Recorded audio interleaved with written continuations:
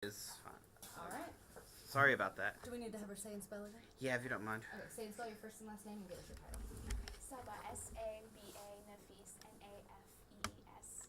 And I'm a graduate student studying mathematical biology in the departments of mathematics and statistics and biology. Quite a title there. All right. So, what made you decide to finish this research? Well, Chris and I had a unique relationship, friendship, because I didn't know him that well before all of this happened, but I did know him, and we were friends through the Howard Hughes program at Sizer. And so I did see him at our events, and while doing research we would run into each other, and he was just such a jolly and phenomenal guy. He was just always happy, always had a really huge smile on his face. And then the day of his incident, I actually happened to be, I played piano, so I had Chopin's Nocturne in my head. I had just gotten done practicing, and I was literally wandering. I didn't know where I was going. I ended up in the honors college, in the forum there, and I asked myself, why am I here? I needed to go home. And I got there, and he was there, and it was just him. And he was working on things, printing things, getting ready for something. I said, oh my gosh, Chris, good to see you.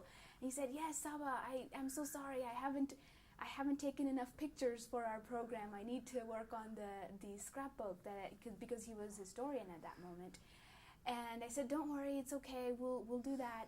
And he says, what are you up to? Why are you here? I said, I have no idea. I was just walking, and I really don't know, Chris. Maybe I was supposed to see you. He says, well, that's great. Let's talk. And I said, well, I don't want to disturb you. And he says, well, actually, I'm working on getting prepared to go to my trip this weekend, to my research trip, because they had to go out in the field, collect data, plants, etc. And I said, well, Chris, I never got to know much about your research. I know you're working under Dr. Schwilk, and I just never got to learn about it. So tell me, why are you passionate about it? What do you want to do? And we had the best conversation ever. It lasted a long time, and he was telling me his passion for teaching and his passion for research, and how he was so thrilled to go that weekend to his trip to the Davis Mountains. If that was the place that he was going to, I cannot remember. But we had, then we talked about life and talked about friends, and I tried to capture everything. I feel like I can go back in time and remember exactly how everything was.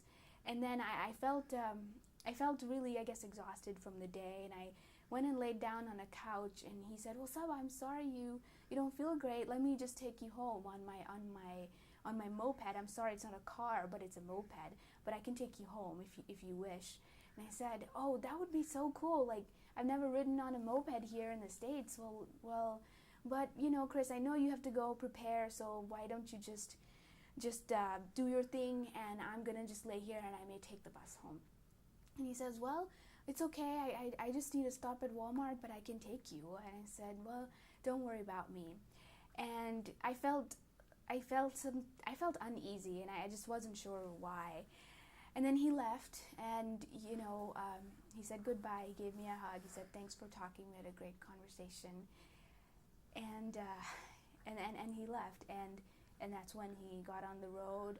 He got on 4th Street on his way to the Walmart. I think he was going there to get groceries, either coming back or going there. I can't remember. And that's when he got hit. And that is the night that he was in the hospital, and within a day or two, he was brain dead immediately. So I, for the longest time, maybe even now, kept telling myself that it was largely my fault, because I was right there with him. He asked to take me home. We would have taken a different route. There's just an infinite amount of possibilities that you could have in that incident, and I just never forgave myself for it. But it was really tough, because I had just, I was honored to have that last conversation with him, and to I don't know, he spent his last moments talking about his passions and talking about his purpose in life with a friend. and I feel honored that I got to share that moment with him. But it was just of course very tragic and very sudden, and the next day I think I went to see him in the hospital when he was on all sorts of different machines, and they knew that it couldn't work. And so the following day he passed. I think it was a Sunday morning, and so it was just an emotional journey for everybody involved, for his parents, for his family.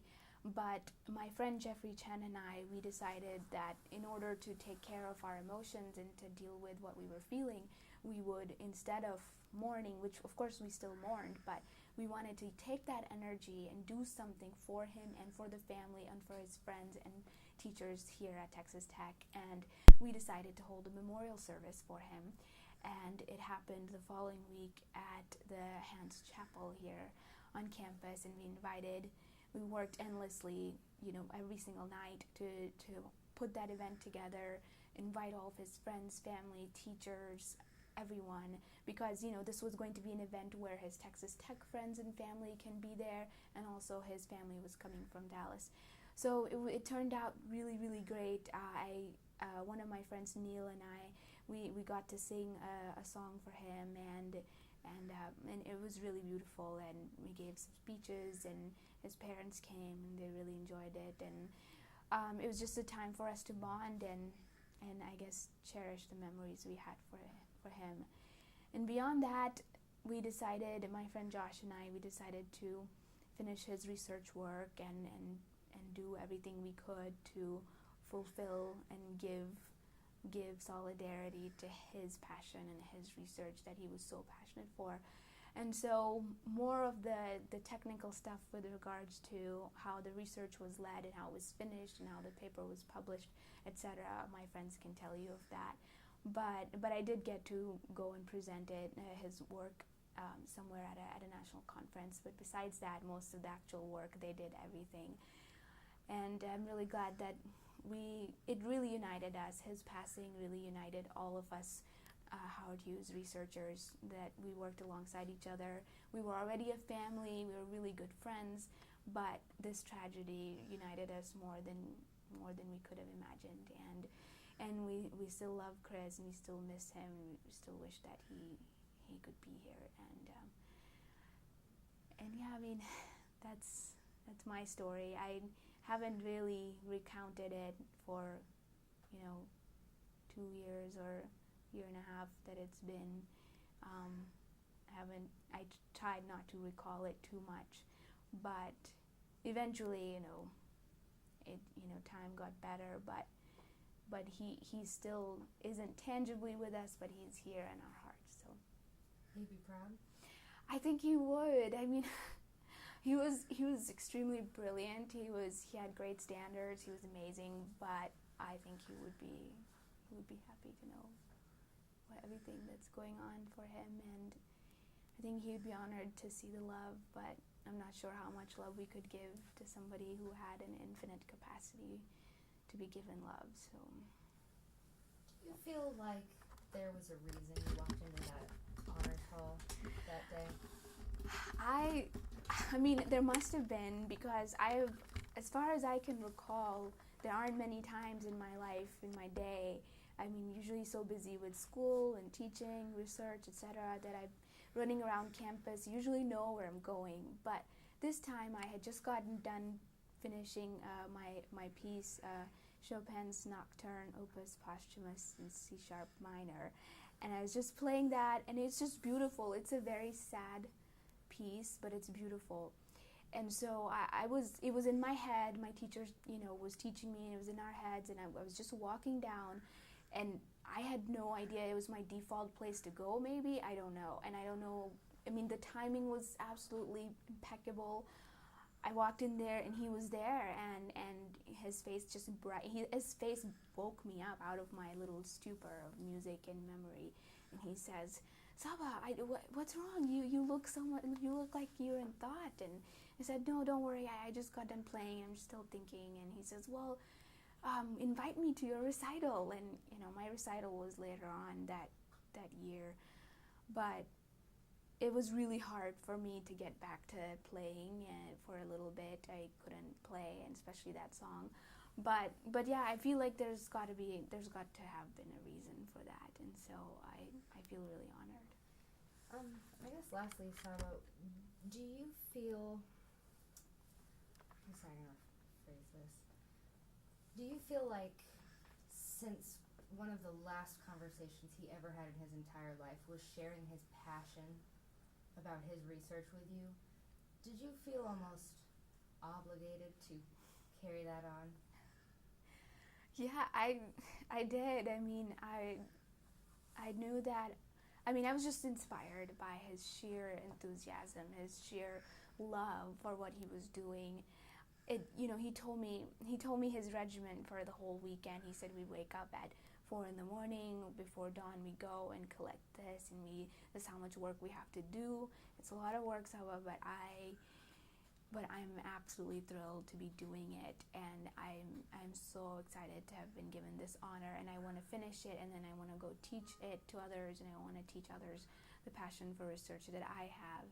And it just baffled me. I thought to myself, wow, I need to have this kind of passion. I don't know if I can, but it really inspired me, and I felt that I should carry that story along, and parallel to my own research life, and also in finishing his own project too. So what does it mean to you that just like I said, one of his last conversations in his entire life was sharing this passion and this love for what he's doing with you, and now you get to finish that for him? What does that mean to you? Oh, that means the world to me. That means a lot. I don't even know how to describe it. I mean, it's really hard to say, but it gives me immense pleasure to know that with hard work, of course, there's a reward, but with hard work, there's also that kind of sheer happiness and passion, that positive energy that he had. Sometimes we work hard and yes, we get the reward, but we're not happy, and we don't love what we're doing. But he had all of it together, and so that really inspired me a lot. And so I think of that when I am doing my own research, and I also realize that it's really important to remember his passion and his work, and also remembering that allowed all of us to get together and finish his work for him. And of course, we may not have done it, as he would have done it exactly, obviously, but we tried. We tried. Anything else you'd like to add? Well, I don't know how I was just young. I guess I still am young, but it was definitely one of the biggest moments of my life to have shared that with him, and I will never forget it. And I will, a part of me knows that eventually one day I will overcome this feeling of guilt and this feeling of resentment, and one day maybe I can redeem myself by having the same kind of love that he had. So yeah, that's what I hope for, and I'd like to continue sharing this with his family and with anybody else that comes into my life, and with whose life I am blessed to know. So very eloquently said. Great job. thank you. It's like a national thing? Is it at school or like with Lubbock? Something like that? I don't know. Like you to be a student? I don't know. You don't have to be students. What? Okay, actually, I'm good. Talking about Toastmasters. Oh, that's good stuff. All right, we're gonna let her by. How'd you? Nice to meet Hug you. you. Aw. Good to meet you. Nice to meet you too. Thanks for, it's hard to talk, especially about these things, but you were receptive to that, so thank you. Yeah, I appreciate that. Watch out. Sorry. You got it. I just didn't want you to trip. All right, so you can just look at me the whole time and ignore the camera. Okay. I'll wait till she. Go ahead. All right. So first, would you say and spell your first and last name and your title as it relates to this project? My name is Joshua Wilms, Joshua Willms, and it's really that. Okay. And your title? I'm a MD PhD student at Texas Tech University Health Science Center. Okay. And how? Take a small step back for me. Good. Yeah. I like the painting. Oh, yeah. Okay. So how did you know him, and did you work with him in school, or did you know him at a personal level? I didn't know Chris for very long, but we were both officers in the Scholar Service Organization for TTU HHMI, and we both had our honors thesis class together. So that's just a once a week meeting with all the honors students who are doing an honors thesis, and so I met him there, but I didn't know him for particularly long before the accident. So then, why did you feel called to complete his research? I feel like a lot of times people only want to do nice things for like their family or for their closest friends, but I think the world would be a much better place if people would go to great lengths to help people that were just, you wanted to help them because they're people. And then also for me, like the group of TTU HHMI was really, really important to me. I didn't get in the first time I applied, and then the second time I applied, I got in, and it was at a time when I was going through some really hard things, and so like the acceptance into a new group, and it's like a really tight-knit group, was really, really important to me. It was really, really important. So there was the aspect of, like our motto is once a scholar, always a scholar. It's of acceptance, like everybody is a family in our group. So in a sense, like everybody that was in the group, I considered to be my family.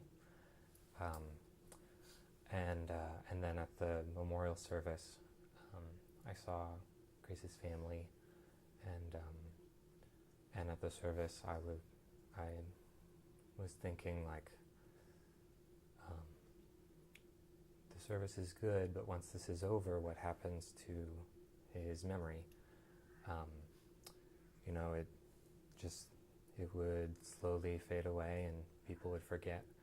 And I didn't want that to happen, and so sort of a science-y way to go about fighting that is to try to finish the publication he was working on, because then like you preserve a small part of the person, because you have some of their ideas, you have some of the work that they did, the thoughts they were thinking, and then if it's published or like presented at a conference, then it's a concrete part of Chris that would be preserved.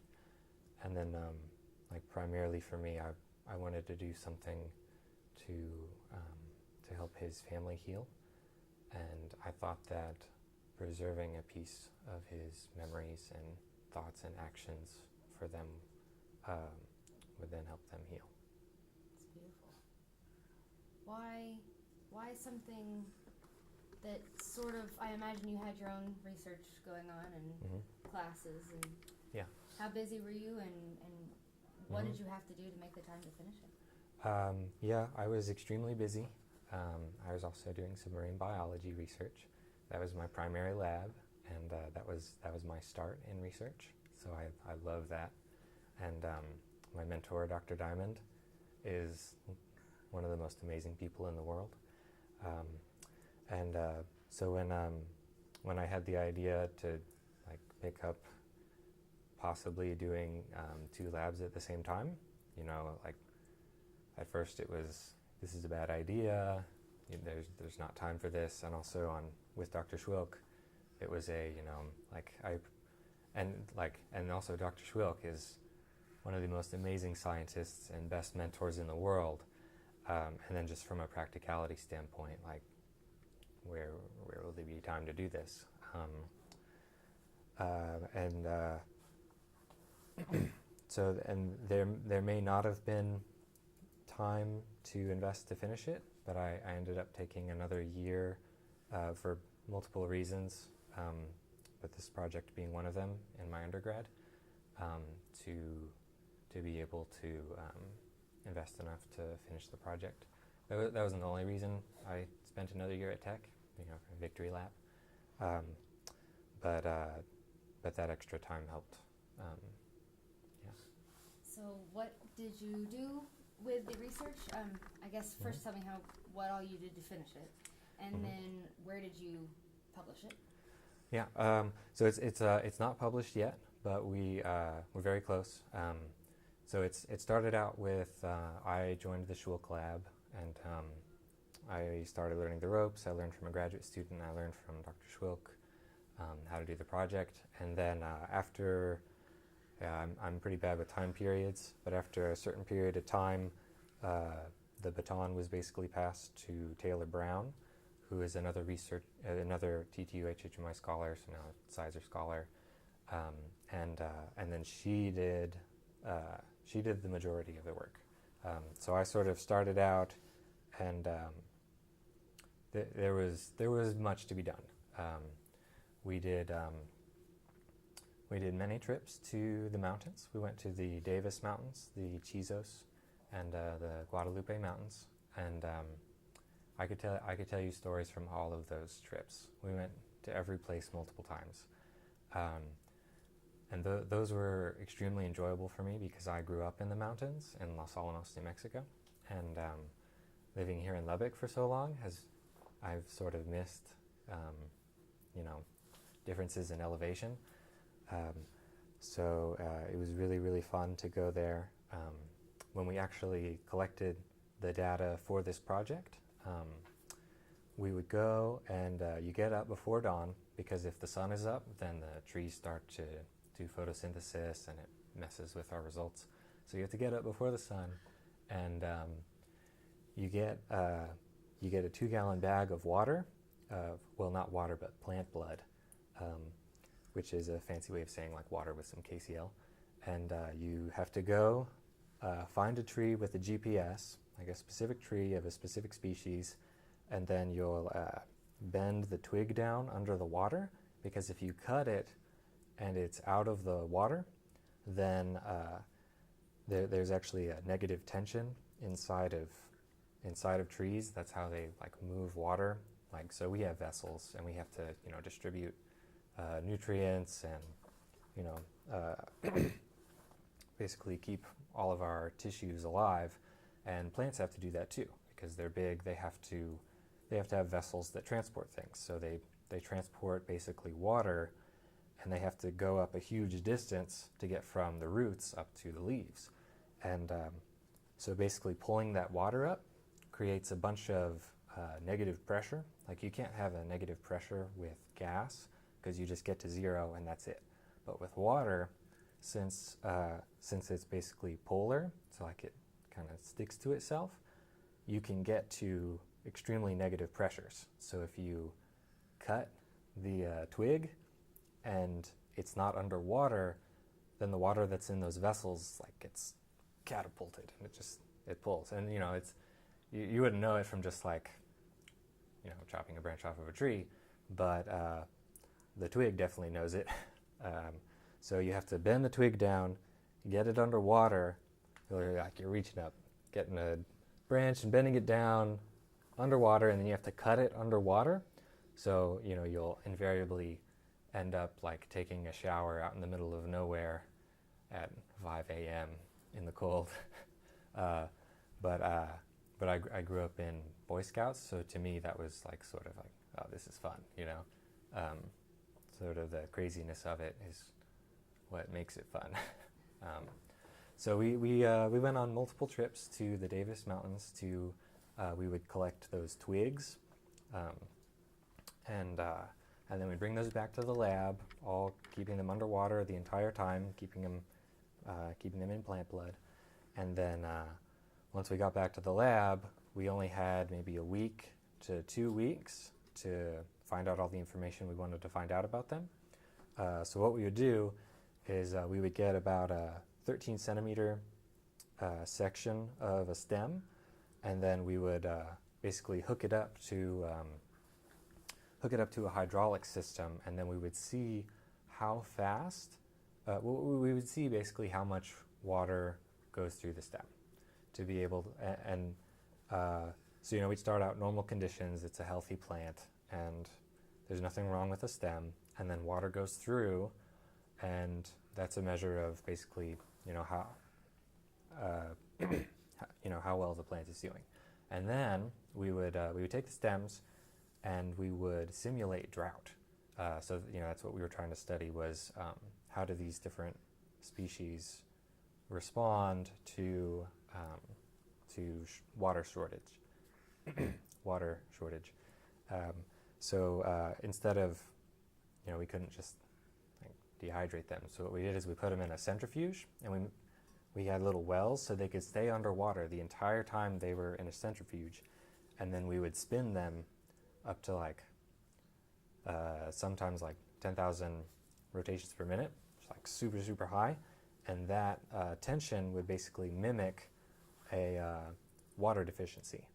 And then what happens, if the tree isn't getting enough water, that negative pressure that I was talking about earlier, the water can actually boil. And so the temperature isn't high, but you don't have to have high temperature for the water to boil. You can also have a really low pressure. So the water will, you'll basically get an embolism or a bubble. So if we get a embolism, that can be really bad for us. Like you're blocking the blood.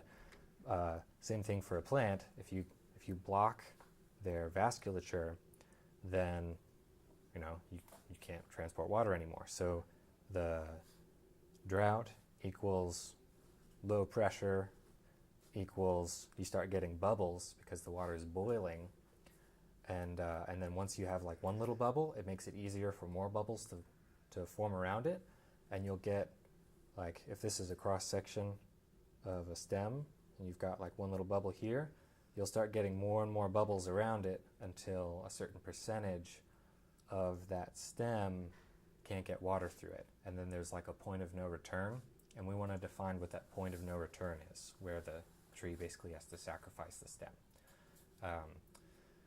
So we would, we'd go collect the stems, 5 a.m., chop them, bring them back to the lab, see how much water was flowing through them, and then simulate drought and figure out how much drought can they actually handle before they start to die. And so where are you going to publish it, and what is it going to be called? Yeah, what's the title? Drought response of oak resprouts and the, I don't know, I'm making this up. This is something they could call. Well, they haven't named it yet. It has a name. The baton has been passed for some time, so. Well, that's my next question. Yeah. Since you said basically you didn't know him that well, but once a once a something, so always a something. Once a scholar, always once a scholar, always a scholar. So you said everyone's a family. Yeah. But you don't know this guy, and well, now you're passing on the baton to somebody who is also not your family. So it's a bunch of people that really don't seem to have known each other at first. Yeah. All working on one thing, and you said do things for strangers. Do you think Texas Tech is a family? Yeah, I feel like Texas Tech is absolutely a family.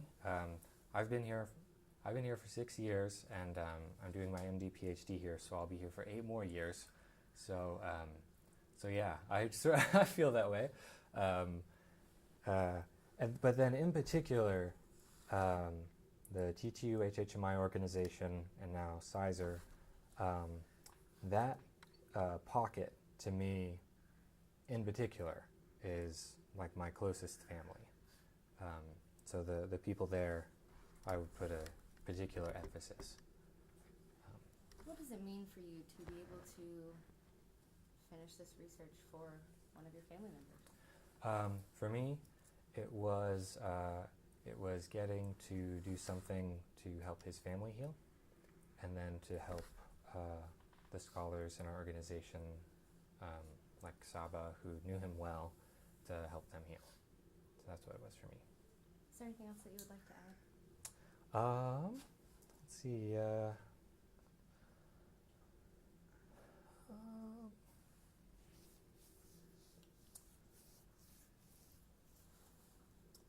I know Taylor can't be here, but I don't think enough can be said about how much she invested in the project,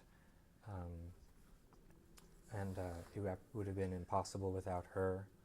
And so she's the undergraduate who's carrying it to an end, and then also can't say enough about Dr. Schwilk, how good of a mentor he is, how he facilitated everything that went on, and he mentored us. And then also, I want to tell you a little bit about my vision for the project was to make it very inclusive, to where all of the scholars could have a piece if they wanted, and that's sort of how I originally saw it going, because I didn't think there would be enough time. But then Dr. Schwilk said, you need to have one person dedicated to it to take initiative and sort of organize things. And almost all of the scholars got to participate. So they would come to the lab and we would train them on how to use the hydraulics, or how to use the centrifuge, or it might have just been doing some data recording, whatever it was. We wanted everybody to be able to participate. So almost everybody did. And then we also had a field trip to the Davis Mountains. So I think we had something 4 or 5 scholars got to come see the mountains where Chris did work, got to hike, we gathered a little bit of the data, and so everybody also got to participate there. If Chris could be here today and see what all you have, not you, but your team has done for him, what would he say?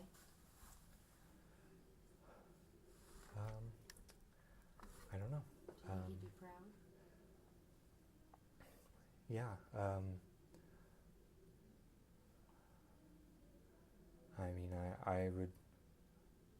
I would just think that I'm really close to my brother, and if something happened to me, probably the dominant emotion for me would be I'm sorry that my brother has to go through that. So I spoke to Chris's brother once, and so for him, I don't know. I try to put myself in that position, and if I was so invested in a project and I wasn't able to complete it, I would be very grateful that a little piece of me was preserved, and that something was being done to help my family.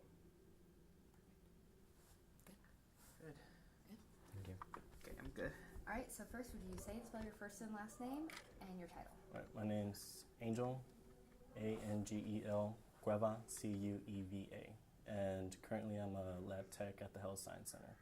And what was your involvement with this research? I helped out with the drought portion of the experiments, so what I mainly did was just work with the centrifuge and making sure that those twigs didn't bust. So did you know Chris? Personally, I was new to the program. When I first came in, I transferred from South Plains, and I'd met him at the New Scholar Orientation, and I'd seen him a couple times, but personally I didn't know him. So then why did you decide to get involved? Well, I believe Saba was the first one to come to me with the idea of finishing Chris's project, and then it was sent out in our student weekly emails, and that was something that I really wanted to do from the bottom of my heart to help guess, my new group of friends, because to me it was really hard.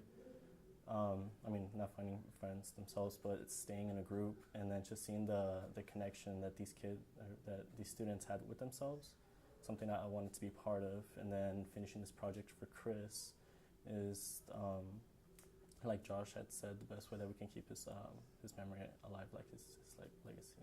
Yes. Do you feel like kind of what Josh was saying about how it makes him like a concrete part of him stay and live on? What do you feel like his legacy and your work here leaves behind for him? Well, I myself am not too familiar with the project itself. I just helped run a few things around the lab. But one way that I saw it in keeping him alive is that if his work got published or when it gets published, other researchers can look up his work and then base their work off of him and then quote him in future papers and then have a part of him live on that way. Do you feel like your teamwork is going to sort of be an example to not only other scientists but just other human beings to do something nice and kind, like Josh was saying, from other people? I hope so. We did the best we could, and I hope kindness like this exists out there as well. Is there anything else you'd like to add? Or anything we haven't talked about? No, pretty much covered all. Yeah? I'm a little nervous. You're fine. You're fine. Just Yeah. relax. Is there anything that you feel like I should know about Chris or about the team or about tech? Team, guess I want to touch on the family aspect of it all, because I guess that's kind of how I got introduced, coming in as a scholar. And currently the people in this organization are some of the closest friends I have.